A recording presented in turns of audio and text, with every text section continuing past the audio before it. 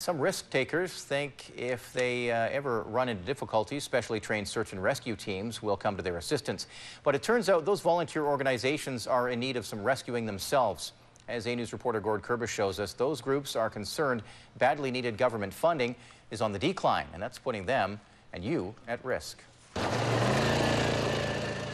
When it comes to helping those in need, the volunteers of Vancouver Island's Ground Search and Rescue organization will go to any lengths to lending assistance. They regularly give of their time for missions and training, but it seems funding for their training is becoming an issue. There's been a remarkable decrease in funding in the last couple of years from the provincial government when it comes to training and funding a lot of the emergency search and rescue programs. That decreased funding has hit the groups especially hard when it comes to areas like swiftwater rescue.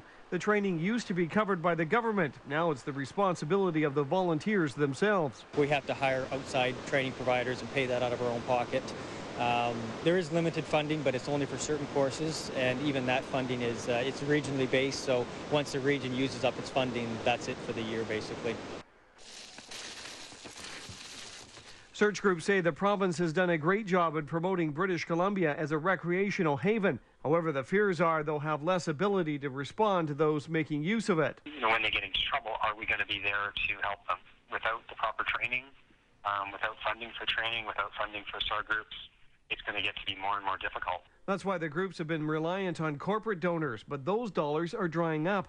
They're also trying their best to self-support through fundraisers like outdoor equipment sales. But the cost of saving lives doesn't come cheaply. You know, our swiftwater programs and our rope rescue programs were obviously 100% volunteers, so it takes a lot of money to fundraise. The equipment for both of these programs is grossly expensive, you know, thousands, tens of thousands of dollars. One of the problems that's facing search and rescue groups on an increasing basis is the amount of time they're spending fundraising.